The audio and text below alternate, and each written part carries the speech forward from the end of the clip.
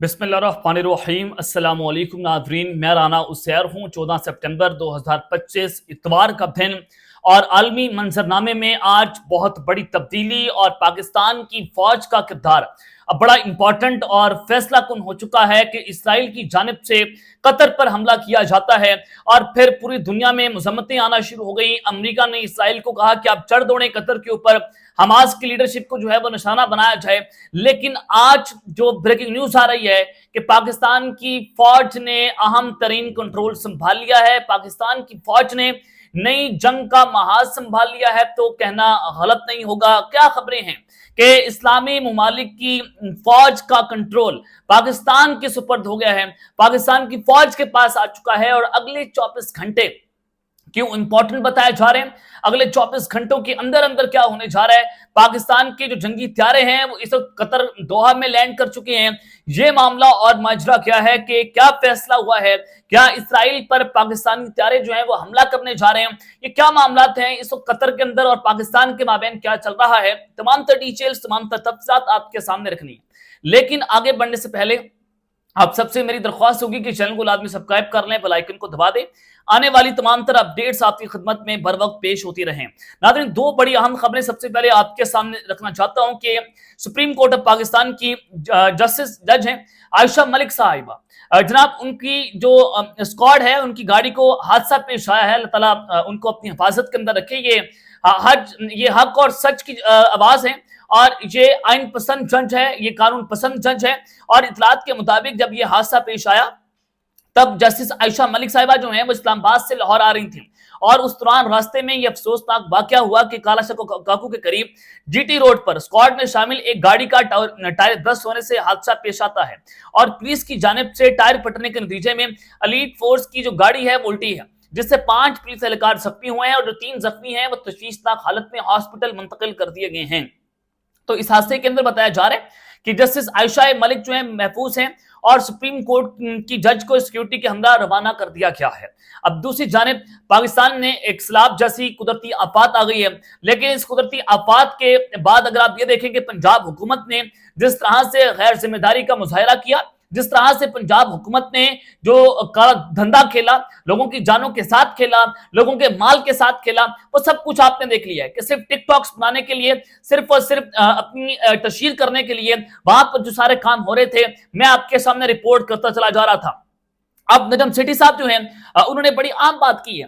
नजम सेठी साहब कहते हैं कि पानी जब सर से गुजर चुका है अब इमरजेंसी लगा रहे हैं, यानी कि जब लोगों की लाखों एकड़ की जमीनें तबाह हो गई हैं, गांव के गांव मलियामेट हो गए हैं, लोगों के घर तबाह बर्बाद हो चुके हैं, लोगों के माल मवेशी डंगर जो हैं वो इसके अंदर बह गए हैं, लोग खुद इसके अंदर बह गए हैं, लोगों की जानें जाया हो गई हैं, खानदान के खानदान उजड़ गए हैं। जब ये सारा कुछ हो चुका है तो अब पंजाब हुकूमत को याद आया कि हमने इमरजेंसी लगानी है। शर्म, उन्होंने कहा कि शर्म नहीं आती इनको और ऊपर से हॉस्पिटल्स के चक्कर लग रहे हैं, अपनी तस्वीरें लगाई जा रही है। कोई मौका है अपनी प्रमोशन करने का? आजम बुखारी साहिबा ने भी कहा कि हम अपना स्कोर सेटल करेंगे, यानी कि खुदा का वास्ता है अपना सियासी स्कोर सेटल करने के लिए आप पाकिस्तान के गरीब आदमी की जानों से खेल रहे हैं।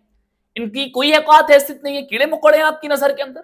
आप अंदाजा करें कि इस वक्त पाकिस्तान के अंदर क्या चल रहा है। उन्होंने कहा कि आवाम डूब रही है और आप अपनी डिप्लोमेसी करें। आप डिप्लोमेसी से इसराइल कतर ताल्लुकात पर क्या फर्क पड़ जाएगा? आवाम गुस्से में है, गुस्सा बढ़ रहा है, किसी भी वक्त फट सकता है। ये बड़ी अहम बात की है कि किसी भी वक्त ये लावा फट सकता है। और फिर आवाम की जानिब से मुख्तलिफ लोगों की जानिब से ये मुतालबा किया जा रहा है कि टेलीथॉन करवाए जाए, सैलाब ज़दगान के लिए पैसे इकट्ठे करवाए जाएं। और फिर वहां सवाल हुआ कि सैलाब मुतासरीन के लिए इस वक्त हुकूमत ने कोई सैलाब फंड इकट्ठे क्यों नहीं किए? फिर जवाब आता है कि इस हुकूमत की तो लेजिटिमेट वैल्यूज नहीं है, इस हुकूमत के पीछे तो कोई खड़ा नहीं हुआ, कौन सी आवाम इनको पैसा देगी? इमरान खान के हवाले से कहा जा रहा है कि इमरान खान साहब के हवाले से वीडियो पैगाम आना चाहिए डाला जेल से और वो अपना वीडियो पैगाम जारी करें और उसको चलवाया जाए मुख्तलिफ इलेक्ट्रॉनिक मीडिया के ऊपर, चैनल्स के ऊपर, और फिर जो अरबों रुपए इकट्ठा होगा उससे पाकिस्तान को फायदा होगा। लेकिन क्यों इमरान खान के हवाले से काम करेंगे? अब गरीब आदमी मरता है तो मर जाए, ये तो लड़ाई है, तो लड़ाई लड़ते रहेंगे ये लोग, ये तो इमरान खान को जेल में रख कर ये सारा कुछ करते रहेंगे। तो जनाब ये आपके लिए समझने की जरूरत है कि पाकिस्तान के अंदर इस वक्त घिनौना और खतरनाक तरीन खेल खेला जा रहा है और इसको बेनकाब करना बहुत जरूरी है। और ये कोई सियासी बात नहीं है, ये हक और सच की बात और ये अवाम की बात है और ये हम करते रहेंगे। और अगर ये करना भी जुर्म है तो हम ये जुर्म ताज़िंदगी करते रहेंगे। अब मैं आपको जो खबर देने जा रहा हूं کہ دیکھیں پاکستان کے جنگی طیارے جو ہیں وہ اس وقت چونکہ قطر لینڈ ہوئے ہیں، آخر اس کی وجہ کیا ہے؟ پاکستان نے اپنے جنگی طیارے قطر کیوں لینڈ کروائے؟ کیونکہ قطر پر اسرائیل نے حملہ کر دیا، اور پھر پاکستان کے جنگی طیارے وہاں پر کیوں گئے ہیں؟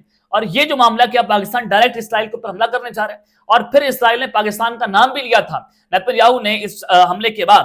یہ خبر میں آپ کو دینا چاہتا ہوں، لیکن اس سے پہلے پاکستان کی فوج نے ایک نئی جنگ جو ہے اس کا محاذ سنبھال لیا ہے، اور اب دو طرفہ فائرنگ کا تبادلہ ہے، اور نئی جنگ جو ہے وہ چھڑ چکی ہے۔ سب سے پہلے آپ یہ خبر سنیں جناب، کہا جا رہا ہے کہ reports of severe clashes between Pakistan army and خوارج terrorist in the Sheikh Badin village of لکی مروت ان کے پی کے میں جو لکی مروت کا علاقہ ہے، شیخ بدین گاؤں ہے، وہاں پر پاکستان کی فوج اور جو خارجی ہیں، جو دہشت گرد ہیں، ان کے درمیان شدید جھڑپیں شروع ہو گئیں، اور چونکہ کے پی کے میں آپریشن لانچ کر دیا گیا، جو کل بنو کا دورہ تھا فیلڈ مارشل کا اور شہباز شریف کا، وہ اسی حوالے سے تھا، میں نے آپ کے سامنے رکھا بھی۔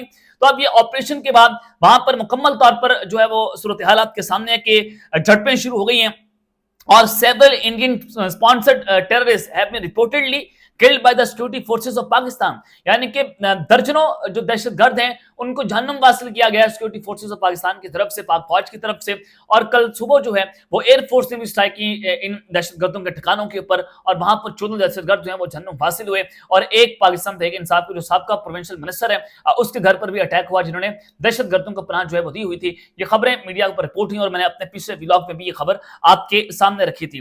دوسرا BLA ایک بہت بڑا چیلنج بنا ہوا ہے، اور یہ جو وہاں سے خبر آ رہی ہے کہ انٹیلیجنس ایجنسیز نے ایک خفیہ نیٹ ورک کا سراغ لگایا جو براہ راست بلوچ یکجہتی کمیٹی سے منسلک ہے، اور بلوچستان کے مختلف علاقوں میں کم عمر لڑکوں اور کم عمر تعلیم یافتہ خواتین کو حقوق کے نام پر برین واش کر رہے ہیں۔ یہ نیٹ ورک نہ صرف دہشت گردی کی نرسری کے طور پر کام کر رہا ہے، بلکہ ان کا تعلق براہ راست بھارت کی خفیہ ایجنسی را کے ساتھ ہے، وہ ان کے کماز سے کام کر رہے ہیں، اور انٹیلیجنس رپورٹس کے مطابق یہ نیٹ ورک جو ہے وہ ہفتہ وار اسٹڈیز سرکلز کے ذریعے اپنی سرگرمیاں چلاتا ہے، اور یہ سرکلز بظاہری تعلیمی اداروں اور سماجی بہبود کے پروگراموں کے طور پر منظم کیے جاتے ہیں، لیکن ان کا اصل مقصد لوگوں کی برین واشنگ کرنا ہے، اور ان اسٹڈی سرکلز میں شریک افراد کو مرحلہ وار ذہن سازی کے عمل میں لایا جاتا ہے، اور کچھ منتخب افراد کو اس کے بعد بلوچستان کے پہاڑی علاقوں میں BLA کے کیمپوں میں بھیج دیا جاتا ہے، وہاں انہیں خود کچھ دھماکوں اور دہشت گردوں کی دیگر کارروائیوں کی تربیت دی جاتی ہے۔ تو یہ ایک جو میں آپ کو بتا رہا ہوں کہ نیٹ ورکس پکڑے گئے ہیں، اور ان کا براہ راست تعلق جو ہے وہ را کے